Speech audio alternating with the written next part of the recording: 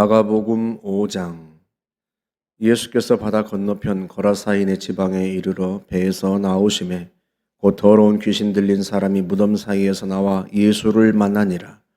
그 사람은 무덤 사이에 거처하는데 이제는 아무도 그를 쇠사슬로도 맬 수 없게 되었으니 이는 여러 번 고랑과 쇠사슬에 매였어도 쇠사슬을 끊고 고랑을 깨뜨렸음이러라. 그리하여 아무도 그를 제어할 힘이 없는지라. 밤낮 무덤 사이에서나 산에서나 늘 소리 지르며 돌로 자기의 몸을 해치고 있었더라. 그가 멀리서 예수를 보고 달려와 절하며 큰 소리로 부르짖어 이르되 지극히 높으신 하나님의 아들 예수여, 나와 당신이 무슨 상관이 있나이까? 원하건대 하나님 앞에 맹세하고 나를 괴롭히지 마옵소서 하니, 이는 예수께서 이미 그에게 이르시기를 더러운 귀신아 그 사람에게서 나오라 하셨습니다. 이에 물으시되 네 이름이 무엇이냐? 이르되 내 이름은 군대니 우리가 많음이니이다 하고 자기를 그 지방에서 내보내지 마시기를 간구하더니 마침 거기 돼지의 큰 떼가 산 곁에서 먹고 있는지라. 이에 간구하여 이르되 우리를 돼지에게로 보내어 들어가게 하소서 하니 허락하신대 더러운 귀신들이 나와서 돼지에게로 들어가매 거의 2,000마리 되는 떼가 바다를 향하여 비탈로 내리다라 바다에서 몰사하거늘 치던 자들이 도망하여 읍내와 여러 마을에 말하니 사람들이 어떻게 되었는지를 보러 와서 예수께 이르러 그 귀신 들렸던 자 곧 군대 귀신 짚혔던 자가 옷을 입고 정신이 온전하여 앉은 것을 보고 두려워하더라. 이에 귀신 들렸던 자가 당한 것과 돼지의 일을 본 자들이 그들에게 알림해 그들이 예수께 그 지방에서 떠나시기를 간구하더라. 예수께서 배에 오르실 때 귀신 들렸던 사람이 함께 있기를 간구하였으나 허락하지 아니하시고 그에게 이르시되 집으로 돌아가 주께서 네게 어떻게 큰 일을 행하사 너를 불쌍히 여기신 것을 네 가족에게 알리라 하시니 그가 가서 예수께서 자기에게 어떻게 큰 일 행하셨는지를 데가볼리에 전파하니 모든 사람이 놀랍게 여기더라. 예수께서 배를 타시고 다시 맞은편으로 건너가시니 큰 무리가 그에게로 모이거늘 이에 바닷가에 계시더니 회당장 중에 하나인 야이로라 하는 이가 와서 예수를 보고 발 아래 엎드려 간곡히 구하여 이르되 내 어린 딸이 죽게 되었사오니 오셔서 그 위에 손을 얹으사 그로 구원을 받아 살게 하소서 하거늘 이에 그와 함께 가실새 큰 무리가 따라가며 애워싸 밀더라.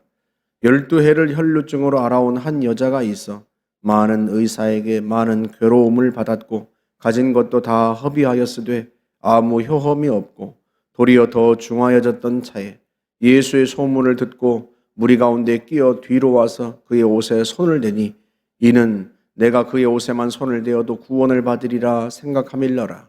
이에 그의 혈루 근원이 곧 마름에 병이 나은 줄을 몸에 깨달으니라. 예수께서 그 능력이 자기에게서 나간 줄을 곧 스스로 아시고 무리 가운데서 돌이켜 말씀하시되 누가 내 옷에 손을 대었느냐 하시니 제자들이 여짜오되 무리가 애워싸 미는 것을 보시며 누가 내게 손을 대었느냐 물으시나이까 하되 예수께서 이 일 행한 여자를 보려고 둘러보시니 여자가 자기에게 이루어진 일을 알고 두려워하여 떨며 와서 그 앞에 엎드려 모든 사실을 여쭈니 예수께서 이르시되 딸아 네 믿음이 너를 구원하였으니 평안히 가라. 네 병에서 놓여 건강할지어다. 아직 예수께서 말씀하실 때 회당장의 집에서 사람들이 와서 회당장에게 이르되 당신의 딸이 죽었나이다. 어찌하여 선생을 더 괴롭게 하나이까? 예수께서 그 하는 말을 곁에서 들으시고 회당장에게 이르시되 두려워하지 말고 믿기만 하라 하시고 베드로와 야고보와 야고보의 형제 요한 외에 아무도 따라옴을 허락하지 아니하시고 회당장의 집에 함께 가사 떠드는 것과 사람들이 울며 심히 통곡함을 보시고 들어가서 그들에게 이르시되 너희가 어찌하여 떠들며 우느냐? 이 아이가 죽은 것이 아니라 잔다 하시니 그들이 비웃더라. 예수께서 그들을 다 내보내신 후에 아이의 부모와 또 자기와 함께한 자들을 데리시고 아이 있는 곳에 들어가사 그 아이의 손을 잡고 이르시되 달리다 굼 하시니 번역하면 곧 내가 네게 말하노니 소녀야 일어나라 하심이라. 소녀가 곧 일어나서 걸으니 나이가 12살이라. 사람들이 곧 크게 놀라거늘 예수께서 이 일을 아무도 알지 못하게 하라고 그들을 많이 경계하시고 이에 소녀에게 먹을 것을 주라 하시니라. 아멘. 5장에는 세 명의 인물이 등장합니다. 거라사 지방에 군대 귀신 들렸던 사람, 그리고 야이로의 딸과 12해를 혈루증 앓은 여인입니다. 그런데 이 세 사람에게는 공통점이 있어요. 자기 스스로 예수님께 나아오기 어렵다는 것입니다. 군대 귀신 들린 사람은 귀신이 들려서 자기 스스로 예수님 앞에 나올 수 없고요. 야이로의 딸은 죽어가고 있기 때문에 자기 스스로 예수님께 나올 수 없습니다. 12년 동안 혈루증 앓은 여인도 마찬가지예요. 혈루증은 하혈을 하는 병인데 유대 사회에서 당시에 피를 흘리거나 또는 피를 만진 사람은 부정한 사람입니다. 부정한 사람과 접촉한 사람도 역시 부정하게 됩니다. 그래서 이 여인 역시도 예수님께 당당하게 나아올 수 없는 처지를 갖고 있어요. 그런데 이 세 사람이 다 치유를 받습니다. 그러니까 이 마가복음 5장은 한마디로 예수님께 스스로 나아올 수 없는 연약한 사람들을 치유하시는 주님의 사랑을 보여주고 있는 거죠.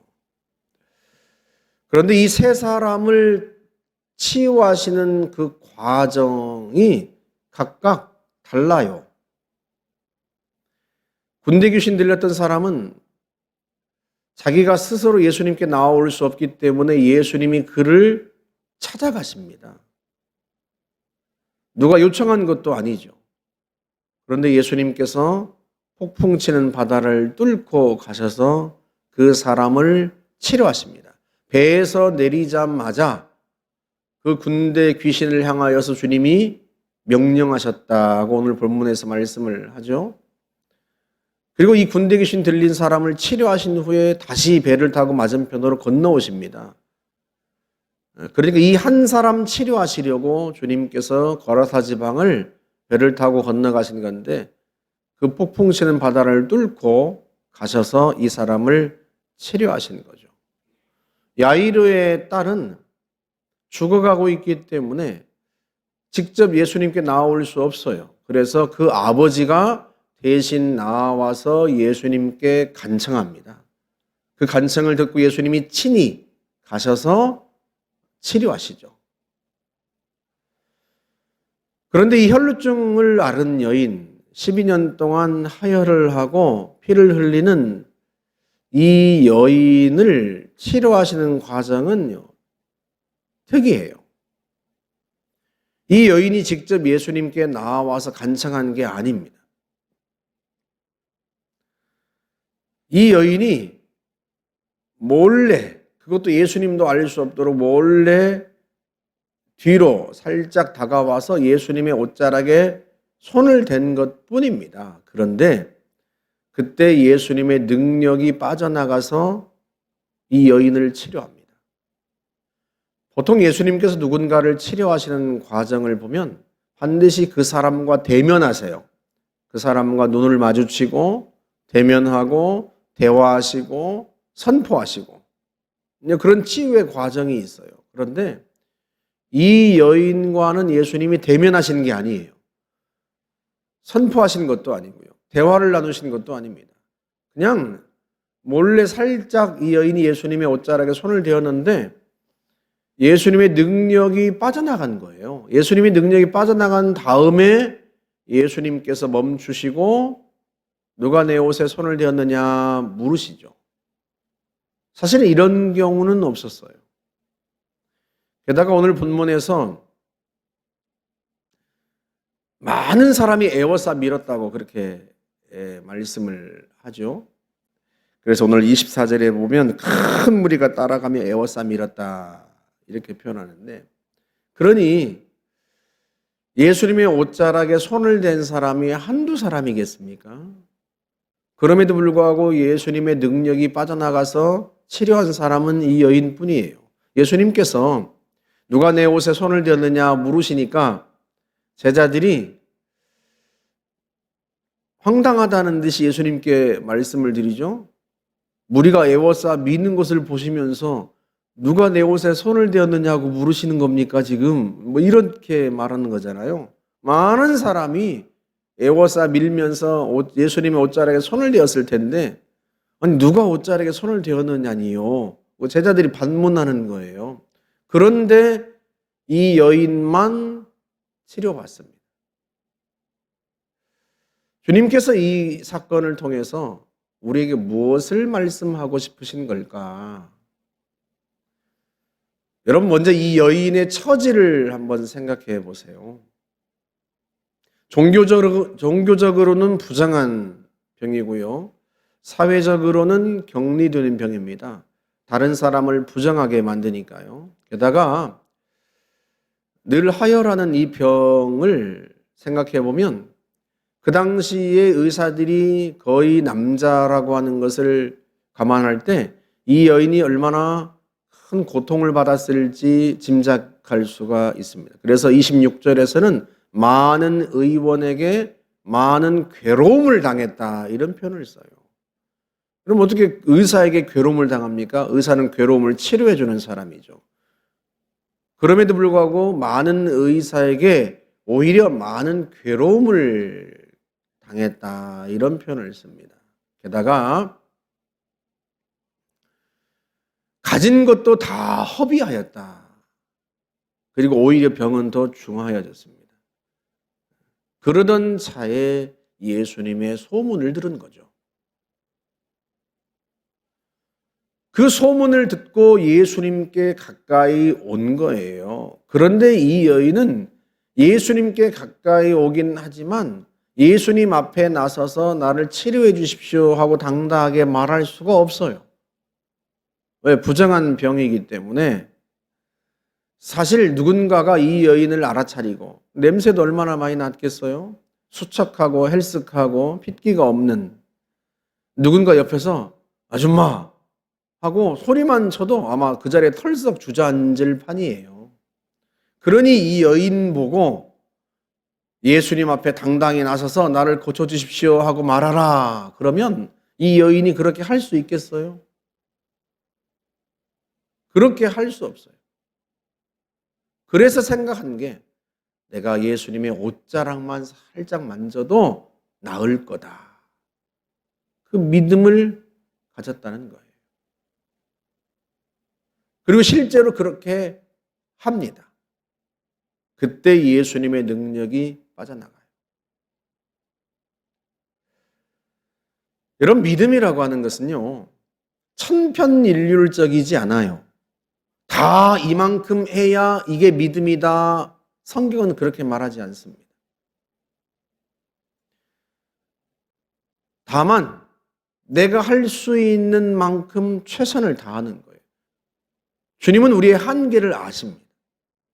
사람마다 다 살아온 환경이 다르고요. 삶의 사연이 다 달라요. 능력도 천차만별이고요. 그런데 주님께서 믿음은 이만큼 하는 거다라고 천편일률적으로 말씀하시면 이 여인이 그렇게 할 수 있겠어요? 못해요. 본문에 나와 있지 않지만 아마 예수님은 이 여인에게 침묵으로 이렇게 말씀하셨을 거예요. 네가 여기까지는 와라. 내 옷자락을 만지는 것까지는 해라. 그 다음은 내가 하겠다. 주님은 그 여인이 당당하게 예수님 앞에 나오지 못하고 그것도 사람들 몰래 살짝 예수님 옷자락을 잡는 것 거기까지는 할 수 있고 이 여인은 그걸 자신은 믿음이라고 보는 거예요. 우리도 다 그렇습니다. 목사만큼 하라 그러면 성도들이 어떻게 하겠어요? 사모만큼 하라 그러면 성도들이 어떻게 다 할 수 있겠습니까? 성격도 다 다르고 살아온 배경도 다르고 가지고 있는 능력도 다 다르고 금식에 대해서도 우리가 함께 말씀을 나누었는데 목사만큼 금식하라 그러면 성도들이 어떻게 다 그만큼 하겠어요? 어떤 사람은 일주일에 하루 할 수 있고, 어떤 사람은 한 달에 하루 할 수 있고, 어떤 사람은 1년에 한 번 할 수 있고, 다 달라요. 믿음은 천편일률적이지 않아요. 그런데 분명한 건 할 수 있는 만큼 최선을 다해야 돼요. 하나님은 우리의 한계를 아세요. 그 다음은 누가 하세요? 그 다음은 주님이 하세요. 만약에 이 여인이 예수님의 소문을 듣고도 예수님께 나오지 않고 언덕 위에 서서 바라만 보고 있었다면 이 여인이 치료받을 수 있었겠어요? 그래도 예수님 앞에 당당히 나올 수는 없지만, 예수님께 요청할 수는 없지만 살짝 몰래 예수님 옷자락이라도 만져야 되겠다 해서 거기까지 하는 거예요. 그걸 주님이 아세요. 그 믿음을 보시고 주님께서 치료하신 거예요. 네 믿음이 너를 구원하였다. 그녀의 믿음이 다른 사람만큼의 믿음이 되진 않아요. 야이르에게는 어떤 믿음까지 요구하세요? 딸이 죽었는데요, 두려워하지 말고 믿기만 하라 하고 요청하십니다. 죽은 사람도 살릴 수 있다는 믿음을 가지라는 거예요. 야이로에게는 거기까지 요구하세요. 그런데 이 여인에게는 거기까지 요구하면 이 여인은 예수님께 오지 못해요. 그래서 네가 할 수 있는 만큼 최선을 다해라. 나머지는 내가 하겠다 하시곤 그 여인을 치유하시는 거죠. 우리도 우리 할 수 있는 만큼을 다 해야 합니다. 아무것도 하지 않으면서 하나님이 다 하세요, 이건 믿음이 아니에요. 전도하지 않으면서 사람들을 구원해 주세요 하는 건 믿음이 아니에요. 공부하지 않으면서 성적이 좋게 나오게 해주세요 하는 건 믿음이 아니에요. 일도 하지 않으면서 주님 내게 필요한 것을 채워주세요 하는 건 믿음이 아니에요. 내가 할 수 있는 최선을 하는 거예요. 나머지는 그건 주님이 하십니다. 구하고 찾고 두드리라 주님 말씀하시죠. 구하고 찾고 두드리는 건 내가 해야 돼요. 찾게 하시고 열리게 하시는 건 주님이 하세요.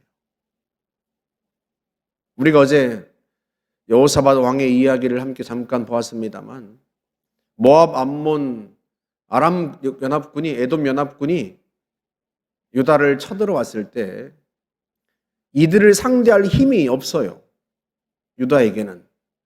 그래서 왕이 금식을 선포합니다.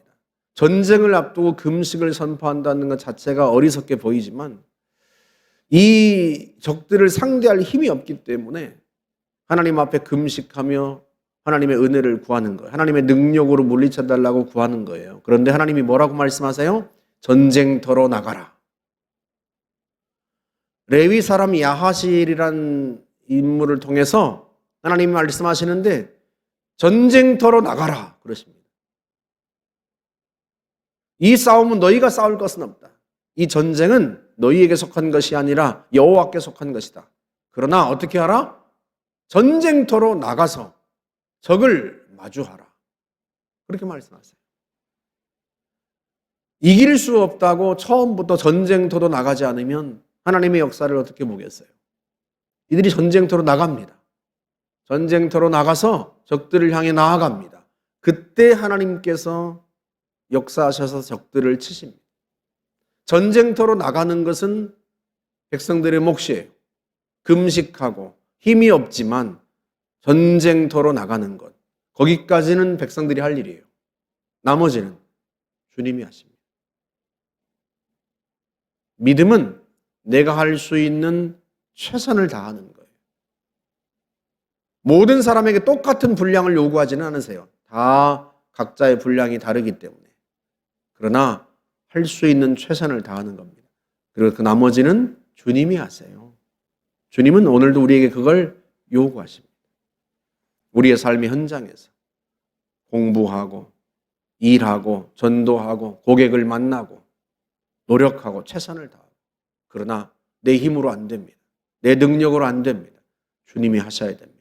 주님께 간청하고 도움을 구하면 주님이 그 믿음 보시고 하십니다.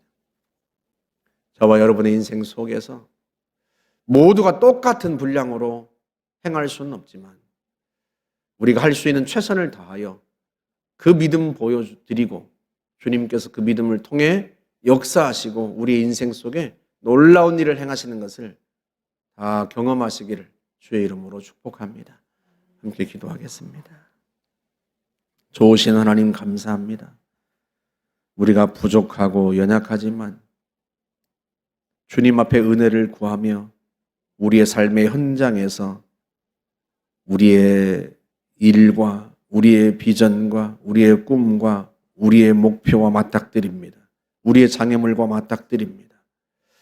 우리의 질병과 우리의 역경에 맞닥뜨립니다. 주님이 역사하시고 그 순간 그 현장에서 하나님의 능력을 나타내셔서 주의 영광을 보게 하여 주옵소서. 예수님의 이름으로 기도하옵나이다. 아멘.